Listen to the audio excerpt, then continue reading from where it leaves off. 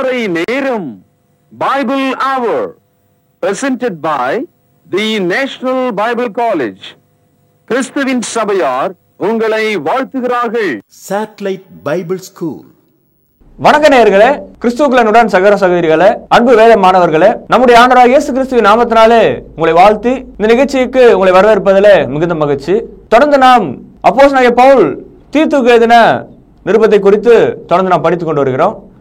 அதன் தொடர்ச்சியாக இன்றைய நாளிலே 6வது பாடமாக எல்லா மனுஷரும் ரட்சிக்கப்படும்படிக்கு தேவனுடைய கிருபை பிரசன்னமாகி இருக்கிறது என்று பவுல் தீத்துவுக்கு எழுதுகிறார். இன்றைக்கு தேவனுடைய கிருபை எப்படிப்பட்டது நாம் படிக்கிறோம்.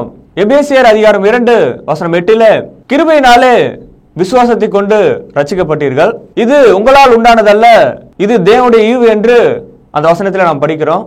இன்றைக்கு தேவனுடைய கிருபை எப்படிப்பட்டது, தேவனுடைய கிருபையை பெற்ற ஜனங்கள் எப்படி இருக்கிறார்கள், தேவனுடைய கிருபையை மறுதலிக்கிற மக்கள் எப்படிப்பட்டவர்களாக இருக்கிறார்கள் என்பதை குறித்து நாம் எப்படி லௌகீக இச்சைகளை வெறுத்து தேவனுடைய கிருபையாகிய ரட்சிப்பை எப்படி நாம் பெற்றுக்கொள்ள வேண்டும் என்பதை குறித்து இன்றைய நாளிலே வேத வசன ஆதாரங்களோடு தெளிவாக இந்த நிகழ்ச்சியை நாம் படிக்க இருக்கிறோம்.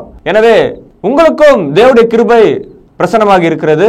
எனவே அன்பு வேத மாணவர்களே, நீங்கள் தொடர்ந்து கேட்டு வருகிற இந்த ஆரோக்கியமான உபதேசம் இயேசு கிறிஸ்துவினிடம் உங்களை திருப்பும் ஒரு உபதேசமா இருக்கிறது. எனவே அன்பு வேத மாணவர்களே, தொடர்ந்து நிகழ்ச்சியை பாருங்கள். இந்த நிகழ்ச்சியிலே சொல்லப்படுகிற ஆரோக்கியமான உபதேசங்களை கேட்டு மனம் திரும்புங்கள், ரட்சிக்கப்படுங்கள். இன்றைய நாளிலும் கூட நமது போதகர் டாக்டர் பீட்டர் சாலமன் ஐயா அவர்கள் நற்செய்தி அளிப்பார். வணக்கம். தேசிய வேதாகம கல்லூரி மாணவ கண்மணிகளே, தோழர்களே, அருமை பெற்றோரே, உலகளாவிய என் தமிழ் சொந்தங்களே, மீண்டுமாக இந்த ஆன்லைன் வகுப்புக்கு உங்களை வரவேற்கிறதுல மகிழ்ச்சி அடைகிறேன். தொடர்ந்து ஒரு நோட்டு புத்தகத்தோடு கவனமாக சில நண்பர்களோடு குடும்பமாக நீங்கள் கூடி வந்து தேவனுடைய வசனத்தை படித்து காரியங்கள் இப்படி இருக்கிறதா, சத்தியம் இப்படி தான் சொல்லப்பட்டிருக்கிறதா, சபை என்பது இப்படி தானா, சபையில் இப்படிப்பட்ட போதகம் இருக்க வேண்டுமா, இந்த கேள்விகளோடு நீங்கள் உட்கார்ந்திருக்க வேண்டும் என்று நான் கேட்கிறேன். இந்த நாட்களில் தீத்துவுக்கு எழுதின பொதுவான நிருபத்தை நாம் படிக்கிறோம். அந்த வகையில் 2வது அதிகாரம் 11வது வசனம், இந்த வசனம் மிகவும் முக்கியமான ஒரு வசனம். வாசிக்கிறேன், கேளுங்கள். எப்படி எனில் எல்லா மனுஷருக்கும் ரட்சிப்பை அளிக்கத்தக்க தேவ கிருபையானது பிரசன்னமாகி. இவ்வளவுதான் அந்த வசனம். இந்த வசனத்துக்குள்ள நீங்கள் கவனிக்க வேண்டிய ஒரு விஷயம், நீங்களும் நானும் அதில் இருக்கிறோம். எல்லா மனுஷருக்கும், இந்த இடத்துல எல்லா மனிதர்களையும் அது குறிக்கிறது. அடுத்தது, எல்லா மனிதருக்கும் ரட்சிப்பை தேவன் கொடுக்க விரும்புகிறார். பாவத்திலிருந்து, மரணத்திலிருந்து நமக்கு ரட்சிப்பை கொடுக்க விரும்புகிறார். பாவம் மரணத்திலிருந்து தேவன் நம்மை காப்பாற்ற விரும்புகிறார். ஆதாம் ஏவாள் எழுந்துவிட்ட அந்த ஜீவனை மீண்டுமாக நமக்கு தர விரும்புகிறார். ரட்சிப்பு என்பது பாவம் மரணம் இவைகளிலிருந்து கிடைக்கும் ஜெயம், வெற்றி, கடவுள் நம்மை கைதூக்கி விடும் ஆசீர்வாதமாக இருக்கிறது. எல்லா மனுஷருக்கும் ரட்சிப்பை அளிக்கத்தக்க தேவனுடைய கிருபையானது பிரசன்னமாயிருக்கிறது. இந்த பிரசன்னம் என்ற ஒரு வார்த்தை தமிழில் பேசினாலும் அது வடச்சொல். ஆங்கிலத்தில் அப்பியர்டு என்ற ஒரு வார்த்தை. அது பிறவி குருடன் ஒருவனை இது காலையா மாலையா என்று நீங்கள் கேட்டால் அவனால் சொல்ல முடியும். தோராயமாக காலையை அந்த உஷ்ணத்தினாலே அவன் கண்டுபிடித்து விடுவான். வெளிச்சமென்று ஒன்று தெரியாதவன் கூட இது காலை என்று அவனால் சொல்லிவிட முடியும். காரணம், சூரிய ஒளி அவன் உடலின் மீது படும்போது அவனுக்கு தெரிகிறது இது காலை அல்லது மதியம் என்று தெரிகிறது. கிராமப்புறத்தில் ஏழை பகுதியைச் சேர்ந்த ஒரு மனிதன் தன் முதலாளியினிடத்தில் இப்படி பேசுகிறார். ஐயா, சாமி, எங்கள் வீட்டுக்கெல்லாம் நீங்கள் வரமாட்டீங்க, ஒரு வாய் தண்ணி கூட குடிக்க மாட்டீங்க அப்படின்னு சொன்னான். முதலாளி சொன்னார், அதுக்கு நான் என்னடா பண்ண முடியும், எல்லாம் பகவான் நம் தலையில் இப்படி எழுதி வச்சிருக்காரு என்று சொன்னான். அந்த இடத்துல மறைமுகமாக ஒரு தீண்டாமை பேசப்பட்டதை நீங்கள் புரிஞ்சுக்கலாம். இன்றைக்கும் கிராமப்புறங்களில் அந்த தீண்டாமை வெளிரங்கமாக இருக்கிறத நீங்கள் பார்க்கலாம். ஆனால் அங்கே ஒரு ஆசிரியர் இருந்தார். அவர் ஒரு புத்திசாலி. அவர் என்ன சொல்கிறாரு, அந்த ஏழை மனிதனை பார்த்து, இவர் வரலன்னா என்னப்பா, பகவான் சூரியனே உங்கள் வீட்டுக்குள்ளே வராரு, அது நீ பார்க்கலையா அப்படின்னு சொன்னார். இப்பொழுது அந்த ஏழை மனிதன் எப்படி எங்கள் வீட்டுக்குள்ளே வராருன்னு அவர் கேட்டார். பாருங்க, சூரியன் ஏறக்குறைய லட்சக்கணக்கான மைல் தூரத்தில் இருக்கிறது. ஆனால் உன்னுடைய வீடு குடிசை வீடு, ஓலையில் கூரை வேயப்பட்டிருக்கிறது. நீ வீட்டுக்குள்ளே பாரு, காலை 7 மணிக்கு அந்த ஓலை இடுக்கின் வழியாக, ஓட்டையின் வழியாக சூரியன் உள்ளே வருவதை நீ பார்த்திருப்பாயே என்று கேட்டார். ஆமாம் ஆமாம், எங்கள் வீட்டுக்குள்ளே வீடே பொத்தலாக இருக்கிறதுனால சூரிய ஒளி அப்படியே உள்ளே வருகிறது என்று அவன் சொன்னான். இந்த உதாரணத்தை நான் ஏன் உங்களுக்கு சொல்கிறேன்னா, அந்த ஏழையினுடைய வீட்டுக்குள்ளே லட்சக்கணக்கான மைல் தூரத்தில் இருக்கிற சூரிய ஒளி கீற்றாக உள்ளே வருவதை, கற்றையாக உள்ளே வருவதை நீங்களும் அனுபவிச்சிருப்பீங்க, நானும் அனுபவித்திருக்கிறேன். நம்ம எல்லாருக்குமே தெரியும், எங்கோ இருக்கும் ஒரு சூரியன் தன்னுடைய கிரணங்களை நம்முடைய வீடுகளுக்குள்ளே, இருளுக்குள்ளே, ஏழ்மைக்குள்ளே கற்றையாக, ஒளி கீற்றாக வருவதை நாம் பார்க்கிறோம். இன்றைக்கு நம்முடைய வீடுகளில் தாயோ தகப்பனோ பொழுது விடிந்தவுடனே முதலாவது செய்வது சன்னலை திறப்பது, வெளிச்சம் வரட்டும் என்று சொல்கிறார்கள். இன்றைக்கி நம்முடைய நாட்டில் கிழக்கு பார்த்த வீடு, கிழக்கு பார்த்த வாசல் என்று சொல்வதுக்கு ஒரு வழக்கம் இருக்கிறது, ஒரு காரணமும் இருக்கிறது. இந்த கிழக்கு பார்த்த வாசல் என்பதற்கு ஒரே ஒரு பொருள், சூரிய ஒளி வீட்டுக்குள் வர வேண்டும், வெளிச்சம் வர வேண்டும். என் அன்பு தோழர்களே, நம்முடைய எல்லாருடைய வாழ்க்கையிலையும் சூரிய ஒளி வருவது போல நம்முடைய இருதயத்துக்குள்ள தேவன் தமது ஒளியை, கிருபையை அனுப்ப விரும்புகிறார். எல்லா மனுஷரும் ரட்சிப்பு அடையத்தக்கதாக தேவனுடைய கிருபையானது பிரசன்னமாயிருக்கிறது என்று சொல்லுகிறார். இந்த பிரசன்னம் என்ற அந்த சொல்லைத்தான் அப்பியர், அது வெளிப்பட்டது என்று பொருளாகிறது.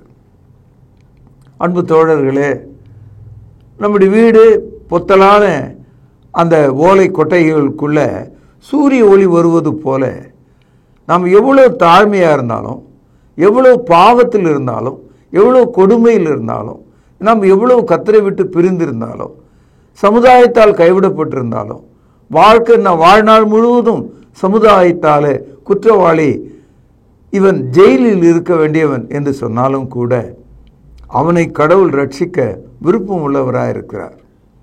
இந்த ஒரு வசனத்தில் எல்லா மனுஷரும் ரட்சிப்படையத்தக்கதாக, இந்த வார்த்தை உங்கள் இருதயத்தில் மின்ன வேண்டும், ஜொலிக்க வேண்டும், உங்களை அதிர்ச்சிக்குள்ளாக மாற்ற வேண்டும். கடவுளுக்கு எனக்கு ஒரு தொடர்பு இருக்கிறது என்பதை நீங்கள் புரிந்து கொள்ள வேண்டும். கடவுள் உங்களை தொட்டு பார்க்க விரும்புகிறார் என்பதை நீங்கள் விளங்கிக் கொள்ள வேண்டும். சின்ன பிள்ளைகள் விளையாடும் போது வீட்டுக்குள் விழும் சூரிய ஒளி கற்றை தங்கள் கைகளில் பிடித்து பார்ப்பார்கள், தரையிலே அதை வட்டமிட்டு பார்ப்பார்கள். உன்னுடைய ஆத்துமாவுக்குள்ள தேவ கிருபையானது விழத்தக்கதாக, ஒளி பாய்ச்சப்படத்தக்கதாக நாம் விரும்ப வேண்டும். யோவான் எழுதிய சுவிசேஷம் 1வது அதிகாரம் 9. உலகத்திலே வந்து எந்த மனுஷனையும் பிரகாசிக்கிற ஒளியே அந்த மெய்யான ஒளி. கவனிச்சிங்களா? இயேசு கிறிஸ்துவை வேதாகமும் ஒளி என்று அழைக்கிறது. அவர் ஆதியிலே தேவனோடு இருந்தார், அவர் வார்த்தையாக இருந்தார். அந்த வார்த்தை மாம்சமாகி மனிதர்களுக்குள் வந்த பொழுது எல்லா மனிதரையும் ஒளிர்விட செய்கிற, ஒளி பாய்ச்சக்கூடிய ஒருவராக அவர் வந்தார். யோவான் 1:4 அவருக்குள் ஜீவன் இருந்தது, அந்த ஜீவன் மனுஷனுக்கு ஒளியாயிருந்தது. எல்லா மனிதனுக்கும் கிறிஸ்து ஒளியாக இருக்கிறார். அந்த ஒளி அவனுடைய வாழ்வாக மாறுகிறது. யோவான் 1:9 உலகத்திலே வந்து எந்த மனுஷனையும் பிரகாசிக்கிற ஒளியே அந்த மெய்யான ஒளி. இந்த வசனத்தில் எனக்கு ரொம்ப பிடிச்சது, எந்த மனிதனையும் ஆண்டவர் என்னை கைவிடவில்லை, உன்னையும் கைவிடவில்லை, இந்த நற்செய்தியை கேட்டுக்கொண்டிருக்க எவனையும் ஆண்டவர் கைவிடவில்லை. God likes you. He want to give you shine and light on you, which is the life to you. அவர் பாய்ச்சும் ஒளி வாழ்வாக உனக்கு மாறுகிறது. எந்த மனிதனையும் பிரகாசிக்கிற ஒளியாக அவர் இருக்கிறார். யோவான் எழுதிய சுவிசேஷம் 1:14 அந்த வார்த்தை மாம்சமாகி கிருபையினாலும் சத்தியத்தினாலும் நிறைந்தவராய் நமக்குள்ளே வாசம் பண்ணினார். அவருடைய மகிமையை கண்டோம். அது பிதாவுக்கு ஒரே பேரானவருடைய மகிமைக்கு ஏற்ற மகிமையாகவே இருந்தது. இந்த ஒளி சூரிய ஒளி அல்ல, நட்சத்திரத்தின் ஒளி அல்ல, சந்திரனின் ஒளி அல்ல, மனிதன் ஏற்றுகிற ஒரு தீபம் அல்ல, வெளிச்சம் அல்ல. தேவனிடத்திலிருந்து புறப்படுகிற, தேவனுடைய முகத்திலிருந்து புறப்படுகிற கிருபையும் சத்தியமே அது ஒளியாக இருக்கிறதா. Grace and truth are the true heavenly spiritual light. என் அன்பு சகோதரர்களே, ஆவியின் ஒளியாக தேவனுடைய முகத்தில் காணப்படும் கிருபையும் சத்தியத்தையும் அது கொண்டிருக்கிறது. எந்த மனுஷரையும் அது பிரகாசிக்கிறது. ஒருவனும் கைவிடப்படவில்லை. எவ்வளவு ஆச்சரியமான ஒரு தகவல் இது. 1 தீமோத்தேயு 1:15 பாவிகளை ரட்சிக்க கிறிஸ்து உலகத்திலே வந்தார் என்கிற வார்த்தை 1 உண்மையும் 2 எல்லா அங்கீகரிப்புக்கும் பாத்திரமானது. அவர்களில் பிரதான பாவி நான். அதாவது இயேசு கிறிஸ்து இந்த உலகத்திலே பாவிகளை ரட்சிக்க வந்தார். உலகத்தில் எந்த அவதாரமும் எந்த ஒரு மதத்தின் கடவுளும் பாவிகளை ரட்சிக்க மனிதனாக பிறக்கவில்லை. பாவிகளின் தோழனாக அவர் வந்தார், மீட்பராக வந்தார், இரட்சகராக வந்தார். அன்பு சகோதரர்களே, பாவிகளை ரட்சிக்க வந்தவர் சத்தியத்துக்குரியவர். அந்த காலத்தில் ரோம பேரரசனுக்கு முன்பாக மண்டியிட்டு வணங்கி தலைகளை தாழ்த்தி அவன் காலிலே முத்தம் செய்வது போல தரையிலே முத்தமிட வேண்டும். அதற்கு பிறகுதான் அந்த ராஜாவிடத்தில் ஏதாவது ஒரு வார்த்தை பேசலாம். அந்த இடத்த worthy of all manner, எல்லா அங்கீகரிப்புக்கும் பாத்திரமானது என்று அந்த தகவலை அந்த நிகழ்ச்சியை சொல்வார்கள்.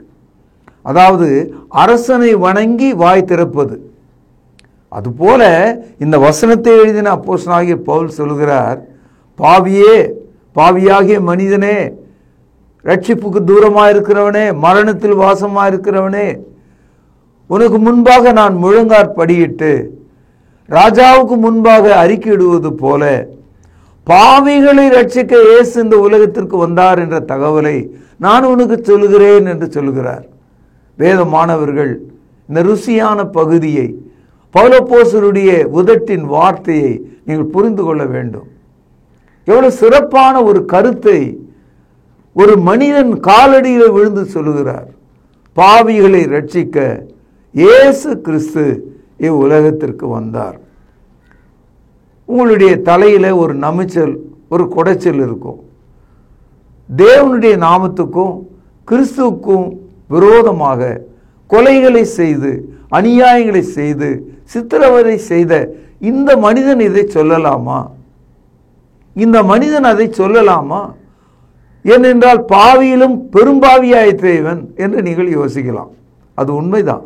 அதனால்தான் 1 தீமோத்தேயு 1வது அதிகாரம் 15வது வசனத்தில் பாவிகளை ரட்சிக்க வந்தார் என்று சொல்லிவிட்டு கடைசி வரி பாருங்கள், அவர்களில் பிரதான பாவி நான் என்று சொல்லுகிறார். ஐ ஆம் த சீஃப் சின்னர் என்று சொல்கிறார். அவருடைய உள்ளுக்குள்ள மனது நினைத்து பார்க்கிறது, நாம் எப்பேற்பட்ட ஒரு பாவியா இருந்தோம். இந்த உலகத்தில் கொலைகாரனாகவோ வேசிக்கல்லனாகவோ திருடனாகவோ இருக்கலாம், ஆனால் தேவனுக்கு முன்பாகவே மகா பெரிய குற்றவாளியா இருந்திருக்கிறார். தேவ நீதியை அறியாமல் போனார், அவருடைய சத்தியத்தை அறியாமல் போனார், அவருடைய நீதிமான்கள் பரிசுத்தவான்களை கொலை செய்கிறவராக மாறினார். இதையெல்லாம் அவர் அறியாமல் செய்தார். அதையும் குறிப்பிடுகிறார். பாருங்கள், 1 தீமோத்தேயு 1வது அதிகாரம் 13வது வசனம். முன்னே நான் தூஷிக்கிறவனும் துன்பப்படுத்துகிறவனும் கொடுமை செய்கிறவனுமாயிருந்தேன். அப்படி இருந்தும் நான் அறியாமல் அவிசுவாசத்தினாலே அப்படி செய்தபடினால் இரக்கம் பெற்றேன்.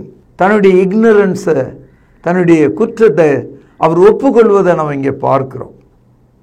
அறியாமல் நான் செய்து விட்டேன் என்று சொல்லுகிறார். அன்பு தோழர்களே, மாணவர்களே, நம்முடைய வாழ்க்கையில் கூட மலைமலையாக பாவத்தை சேர்த்து கொள்கிறோம். வேசித்தனம், உபச்சாரம், திருடு, களவு, பொய் சகலவற்றையும் நாம் சேர்த்து கொள்கிறோம். நிம்மதி இல்லை. என்னைக்காவது ஒரு நாள் உயிர் விட்டுவிட வேண்டும் என்ற நிலையில நாம் வாழ்ந்து கொண்டிருக்கிறோம். உங்களுக்காக இயேசு வந்தார். அறியாமல் நீ செய்த பாவத்தை அவர் மன்னிக்க விருப்பம் உள்ளவராயிருக்கிறார். ஒரு சிறு பாவத்தை கூட நீதிமன்றம் தண்டித்து விடும். செய்யாத பாவத்துக்கு கூட உங்களை சிறைச்சாலையில் போட்டுவிடும். ஆனால் இயேசு கிறிஸ்து எந்த மனிதனையும் பிரகாசிக்கிற மெய்யான ஒளியாக வந்தார். தேவனுடைய முகத்தில் உள்ள கிருபையையும் சத்தியத்தையும் ஒன்றாக உங்கள் மீது பாய்ச்சக்கூடியவராக வந்தார். 1 தீமோத்தேயு 1ஆம் அதிகாரம் 9-10 வசனங்கள். எங்களுக்கு தெரிந்திருக்கிறபடி நியாயப்பிரமாணம் நீதிமானுக்கு விதிக்கப்படாமல் அக்கிரமக்காரருக்கும் அடங்காதவர்களுக்கும் பக்தி இல்லாதவர்களுக்கும் பாவிகளுக்கும் அசுத்தரருக்கும் சீர்கெட்டவர்களுக்கும் தாய் தகப்பன்மாரை அடிக்கிறவர்களுக்கும் கொலைபாதகருக்கும் வேசி கள்ளருக்கும் ஆண் புணர்ச்சிக்காரருக்கும் மனுஷரை திருடுகிறவர்களுக்கும் பொய்யருக்கும் பொய்யானை இடுகிறவர்களுக்கும் விரோதமாக பாவம் மரணம் இருக்கிறது. நரகத்துக்குரிய மக்களாக நாம் இருந்தோம். இப்படிப்பட்ட மக்களுக்கு பல லட்சம் மைல் தூரத்தில் உள்ள ஒரு சூரிய ஒளி அந்த ஏழை வீட்டுக்குள்ள அவனுடைய கூரை வழியாக அந்த கீற்றுக்குள்ளே நுழைந்து அந்த வீட்டின் தரையிலே வந்து ஒளி படருவது போல, எந்தவித கட்டுப்பாடு இல்லாம எந்த இருளையும் பீய்த்து கொண்டு உள்ளே நுழைவது போல உன் இருதயத்துக்குள்ள இந்த சுவிசேஷம், பாவிகளை ரட்சிக்க இயேசு உனக்காக வந்தார் என்ற இந்த ஒளி இன்றைக்கு பாய்ச்சப்படுகிறது. அந்த ஒளி உங்கள் இருதயத்திலே பிரகாசிக்கிறது. என் அன்பு தோழர்களே, எல்லா மனுஷரையும் ரட்சிக்கப்படத்தக்கதாக தேவனுடைய கிருபையானது பிரசன்னமாயிருக்கிறது என்று தீத்துவுக்கு பவுல் சொல்லுகிறார். அப்படியானால் அக்கால மக்கள் என்ன நினைச்சாங்க? தேவனுடைய கிருபை யூதர்களுக்கு மட்டும்தான். ஏனென்றால் யூதர்கள் மட்டும்தான் தேவனுடைய மக்கள், மேல் ஜாதிக்காரர்கள் என்ற எண்ணம் அக்காலத்தில் இருந்த மக்களுக்கு இருந்தது. Christ came to save only the people, the Jews என்று நினைச்சாங்க. அது உண்மை இல்லை. He came to save all people. அதனால்தான் யோவான் 3:16 படிக்கிறோம், தேவன் ஒருவரும் கெட்டு போகாமல் எல்லாரும் ரட்சிக்கப்படத்தக்கதாக அவரை தந்தருளி இவ்வளவாய் உலகத்திலே அன்பு கூர்ந்தார். For God so loved the world and he gave his only begotten son, and whosoever believeth on him should not perish but have everlasting life. அன்பு தோழர்களே, அன்பு மாணவர்களே, இந்த காலையில் நீங்கள் தரையிலிருந்து எம்பி குதிக்கத்தக்கதாக, உங்கள் மனம் துள்ளத்தக்கதாக, புதிய உயிர் உங்களுக்குள் பாய்ச்சப்பட்டதாக. தேவ சமூகத்திலிருந்து எனக்கு ரட்சிப்பு உண்டாயிருக்கிறது, அது அவருடைய கிருபை என்று நீங்கள் விளங்கிக் கொள்ள வேண்டும். நாம் நல்லவர்களாய், யோகிதை உள்ளவர்களாய், சகல சம்பத்து உடையவர்களாய், வெள்ளையாய் அல்லது கருப்பாய், ஏதோ ஒரு முக்கியமான இந்த உலகத்தில் நாம் விசேஷமானவர்களாய் இருந்ததுனால தேவன் நம்மை ரட்சிக்கல. நாம் பாவிகளாய் இருந்ததுனால, நாம் பாவிகள் என்று ஒப்புக்கொள்கிறதுனால அவர் நம்மை ரட்சிக்கிறார். பாவிகளை ரட்சிக்க இயேசு இந்த உலகத்திற்கு வந்தார். இந்த மாதிரி ஒரு வசனத்தை, ஒரு வார்த்தையை உலகத்தில் எந்த ஒரு புத்தகத்திலும் நீங்கள் படிக்க முடியாது. எந்த ஒரு மதமும் இதை போதிக்கல. என் அன்பு தோழர்களே, இந்த புத்தகம் இன்னும் கூடுதலாக ஒன்று சொல்லுது. தேவன் மனுஷனை உண்டாக்கும் போது அவர் தமது சாயலாகவும் தமது ரூபத்தின்படியும் மனுஷனை உண்டாக்கினார். ஆதியாகமம் 2:7 படிக்கிறோம். அவர் தமது ஆவியை அவன் நாசில ஊதினார், அப்பொழுது அவன் ஜீவ ஆத்மாவானான். அன்பு தோழர்களே, தேவன் நம்மை தமது சாயலும் அவருடைய ரூபத்திலும் உண்டாக்கினார். இப்படிப்பட்ட வரலாற்றை பைபிள் நமக்கு போதிக்கிறது. அதனால்தான் நான் கிறிஸ்தவனாக இருக்கிறேன். நீங்களும் கிறிஸ்துக்குள் வர வேண்டும். நீங்களும் கிறிஸ்தவராக இருக்க வேண்டும். நீங்கள் கிறிஸ்துவை மற்றவர்களுக்கு அறிவிக்க வேண்டும் என்று நான் உங்களிடத்தில் ஒரு முழக்கத்தை ஏற்படுத்துகிறேன். 2 கொரிந்தியர் 4வது அதிகாரம் 6வது வசனம்.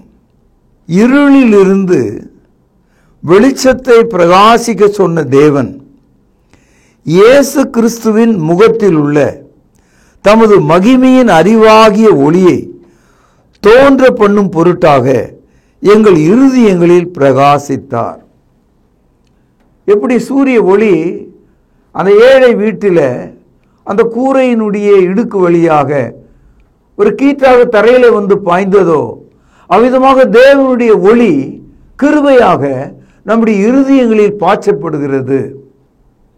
இயேசு கிறிஸ்துவனுடைய முழு அதிகாரமும் அவர் முகத்தில் உள்ள ஒளியாக, அவருடைய ஆட்சியாக, அவருடைய வல்லமையாக, அவர் நம்மை ரட்சிக்கும் ஆதாரமாக இருக்கிறது. It shines in your heart. அது உன் இருதயத்திலே பிரகாசிக்கிறது. அது பிரகாசிக்கும் போது இருள் விலகி ஓடி விடுகிறது, பாவம் விலகி ஓடி விடுகிறது. இருளிலிருந்து வெளிச்சத்தை பிரகாசிக்க சொன்ன தேவன் இயேசு கிறிஸ்துவின் முகத்தில் உள்ள தமது மகிமையின் அறிவாகிய ஒளியை தோன்ற பண்ணும் பொருட்டாக எங்கள் இருதயங்களில் பிரகாசித்தார். ஒவ்வொரு கிறிஸ்தவரும் தேவ கிருபையாகிய ஒளியை இருதயத்தில் பிரகாசிக்க கொண்டு இருக்கிற மக்கள். Every Christian shines God's grace in their heart. This is what Christianity. கிறிஸ்தவம் என்பது இதுதான். கிறிஸ்தவம் என்பது ஒரு மனிதனுடைய தலையில 2 கொம்பு, அது இல்லைங்க. ஒரு மனிதனுடைய இருதயத்தில் பாவ இருள் நீங்கி வெளிச்சம் உண்டாயிருக்கிறது. என்னுடைய இருதயம் பிரகாசிக்கிறது. இருதயத்தில் சுத்தமுள்ளவர்கள் பாக்கியவான்கள், அவர்கள் தேவனை தரிசிப்பார்கள். என் இருதயத்தில் தேவன் வாசமாக இருக்கிறார். நான் தேவனை தரிசிக்கிறவராய் இருக்கிறேன். லூக்கா எழுதிய சுவிசேஷம் 1வது அதிகாரம், புதிய ஏற்பாட்டில் 78வது பக்கம் 77வது வசனம். நமது தேவனுடைய உருக்கமான இரக்கத்தினாலே அவருடைய ஜனத்துக்கு பாவ மன்னிப்பாகிய ரட்சிப்பை தெரியப்படுத்தவும் அவருக்கு முன்னாக நடந்து போவாய்.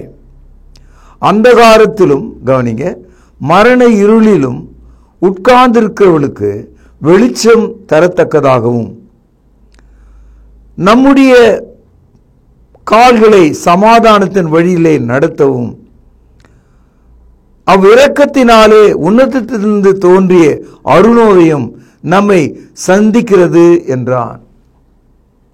அன்பு சகோதரர்களே, மக்கள் முழுமையான சூரிய ஒளி காலை 5:30 மணிக்கு மேலே ஏறி வருவதை பார்ப்பதற்கு மிகவும் ஆசைப்படுகிறார்கள். அதற்காக இந்தியாவில் அந்த கன்னியாகுமரிக்கு வருகிறார்கள். அங்கே இந்திய கடல், அரபிக் கடல் சேருகிற ஒரு முனை இருக்கிறது. நாம் அங்கே நின்றால் காலை ஒரு 4 மணி 4:30 மணி அளவில் இருந்தால் லேசான ஒளி அந்த கடல் பின்னால அந்த புறத்தில் ஒளி முதலாவது வரும். அந்த ஒளி அப்படியே வரும்போது 5:30 5:45 வரும்போது ஒரு சிவப்பு பிழம்பாக மேலே ஏறுவதை பார்ப்பாங்க. அதை பார்ப்பதற்காக ஆயிரமான மக்கள் பல ஆயிரம் மைல்கள் கடந்து வந்து கண்டு ரசிக்கிறத நான் பார்த்துருக்கிறேன். என் அன்பு தோழனே, உன்னுடைய இருதயத்தில் தேவன் தமது ஒளியை அவிதமாக பாய்ச்ச விரும்புகிறார். நம்ம எங்கே உட்கார்ந்துருக்கிறோம்? சமயத்தில் நமக்கு தெரிஞ்ச ஒரு பெரியவர் ஒரு கோயில் வாசல் அண்ட அந்த 10 பிச்சைக்காரர்களோடு அவரும் உட்கார்ந்து பிச்சை கேட்டுக்கொண்டிருந்தா நமக்கு மனசு எப்படி இருக்கும்? அவரை பார்த்தா நம்ம என்ன நினைப்போம்? இவருக்கா இந்த நிலை? இவர் ஒரு ஜமீன்தார் மாதிரி இருந்த ஆளாச்சு. எத்தனை பேருக்கு நன்மை செய்தார், எத்தனை வீடுகளை கொடுத்தார், எத்தனை நிலங்களை கொடுத்தார், இவருக்கா இந்த நிலை என்று நாம் எண்ணுவோம் இல்லையா? கடவுள் அவிதமாக உன்னை என்னை பார்த்து பரிதாபப்படுகிறார். நாம் பாவத்திலே உட்கார்ந்து இருக்கிறோம், மரண வாசலில் உட்கார்ந்து இருக்கிறோம். இன்னைக்கோ நாளைக்கோ நம்முடைய உயிர் பறிக்கப்பட போகிறது என்ற நிலையிலே படுக்கையிலே கிடக்கிறோம். அப்படிப்பட்ட மரண இருளிலே உட்கார்ந்து இருக்கிறவர்கள் மீது வெளிச்சம் உதித்தது போல, காலையில் தோன்றும் அருணோதயம் போல கிறிஸ்து உனக்கு முன்பாக வருகிறார். அவருடைய மரணம், அடக்கம், உயிர்த்தெழுதல் நற்செய்தியாக வருகிறது. இயேசு சொன்னார், மரித்தேன், இதோ நான் சதா காலமும் உயிரோடு இருக்கிறேன். மரணத்துக்கும் பாதாளத்துக்கும் உரிய திறவுகோலை என் உடையவனாக நான் இருக்கிறேன். அதனுடைய அர்த்தம் என்னன்னா, உன்னை விடுதலை செய்யும் அதிகாரம் உடைய ஒருவராக இயேசு இருக்கிறார். இயேசு சொன்னார் மத்தேயு 28ஆம் அதிகாரம் 18வது வசனத்தில், உயர வானத்திலும் தாழ பூமியிலும் சகல அதிகாரம் எனக்கு கொடுக்கப்பட்டிருக்கிறது. மரணத்திலிருந்து நம்மை விடுதலை செய்யும் அதிகாரம் கிறிஸ்துவாக இருக்கிறார். ஆகவே என் அன்பு தோழர்களே, தேவனுடைய முகத்தில் உள்ள அறிவாகிய ஒளி, தேவனிடத்திலிருந்து புறப்படும் தேவ கிருபை நம்முடைய இருதயங்கள் தோன்றுவதற்காக, ஊற்றப்படுவதற்காக, பாவியாகிய மனிதர்களை நம்மை ரட்சிப்பதற்காக தேவ கிருபை பிரசன்னமாயிருக்கிறது. சில பிள்ளைகள் ஒரு 100 கணக்கில் ஒரு அறையில் கிடந்தாங்க. ஒருத்தர் வந்தார், ஓடுங்க சாப்பாடு போடுறாங்க அப்படின்னாங்க. அந்த பிள்ளைகள் அந்த சிறிய வாசல் வழியாக ஒருத்தர் மேலே விழுந்து ஒருத்தரை நசுக்கி கொண்டு பசியாக இருக்கிற அவர்கள் வெளியே சாப்பிடுவதற்காக ஓடினாங்க. இந்த அனுபவம் உங்களுக்கு கூட ஏற்பட்டிருக்கும். அன்பு தோழர்களே, பசிதாகம் உள்ளவர்களாக நீங்கள் இருக்கணும். நீதியின் மேலே பசிதாகம் உள்ளவர்கள் பாக்கியவான்கள், அவர்கள் திருப்தி அடைவார்கள். நீங்கள் ரட்சிக்கப்பட வேண்டும் என்று நினைக்கும் போது எப்படி அந்த பசித்த பிள்ளைகள் ஓடினார்களோ அவ்விதமாக தேவ கிருபையாகிய ரட்சிப்பை அடைவதற்கு நீங்கள் வேகமாக வர வேண்டும். அநேக சமயத்தில் எல்லாத்தையும் வாங்குகிற மனிதன், எல்லாத்துக்கும் நேரத்தை கொடுக்கிற மனிதன் தேவனுடைய கிருபையை இழந்து விடுகிறான். இயேசு கிறிஸ்துவினிடத்திலே தேவன் காண்பிக்கிற இந்த ரட்சிப்பை இழந்து விடுகிறான். இன்றைக்கு நீங்கள் மனம் திரும்ப வேண்டும், ரட்சிக்கப்பட வேண்டும், தேவ பிள்ளைகளாக இருக்க வேண்டும். இந்த நற்செய்தியை மற்றவர்கள் நீங்கள் போய் சொல்ல வேண்டும். இது தேவனுடைய சித்தமாக இருக்கிறது என்று சொல்லி இன்றைய நிகழ்ச்சியை நான் இங்கே நிறைவு செய்கிறேன். இதனுடைய தொடரை நாளை நாம் கவனிக்கலாம். பிரார்த்தனை செய்வோம். பரலோகத்தில் வாசமாக இருக்கிற அற்புதமான தகப்பனே, நித்தியானந்தம் உள்ள தேவனுடைய கிருபை எங்கள் இருதயங்களில் பிரகாசிக்கத்தக்கதாக, நாங்கள் அனைவரும் ரட்சிக்கப்படத்தக்கதாக நீர் சித்தமுள்ளவராக இருப்பதற்காக உமக்கு தோத்திரம் ஆண்டவரே. உமது வார்த்தைகளுக்காக நன்றி செலுத்துகிறோம் தகப்பனே. கேவலம் சூரிய ஒளி தீண்டாமையை கடந்து ஒரு வீட்டுக்குள்ளே நுழைந்து பாய்வது போல எங்கள் எல்லா பாவங்களையும் நீர் தள்ளி எங்கள் மீது இரக்கம் கொண்டு எந்த மனுஷனையும் பிரகாசிக்கிற மெய்யான ஒளியை, அந்த கிருபை எங்களுக்கு அருள வேண்டும் என்று செபிக்கிறேன். கேட்ட மக்களை ஆசீர்வதியும். ஆண்டவர் இயேசுவின் நிமித்தமே ஜெபம் கேளும் ஜீவனுள்ள எங்கள் நல்ல பிதாவே, ஆமென். அன்பானவர்களே, புதிய ஏற்பாட்டு தொழுகைக்கு திரும்புங்கள். இடம் YMCA வளாகம், ஹைகோர்ட் எதிரில், பிரதி ஞாயிறு காலை 11 மணி அளவில் அன்புடன் அழைக்கிறோம். Come and worship with us every Sunday at 11 a.m. YMCA Hall, opposite High Court, Parish Corner. கர்த்தாவே, தேவர்களில் உமக்கு பானவர் யார்? வானத்திலும் பூமியிலும் உமக்கு பானவர் யார்? உமக்கு பானவர் யார்? உமக்கு பானவர் யார்? வானத்திலும் பூமியிலும் உமக்கு பானவர் யார்? வானத்திலும் பூமியிலும் உமக்கு பானவர் யார்? தொடர்பு கொள்ள வேண்டிய முகவரி: திருமறை நேரம், 58 சர்ச் தெரு, குமரன் நகர், சென்னை 6,82,000. தொலைபேசி எண் 044255008882. செல்போன் 9385500882.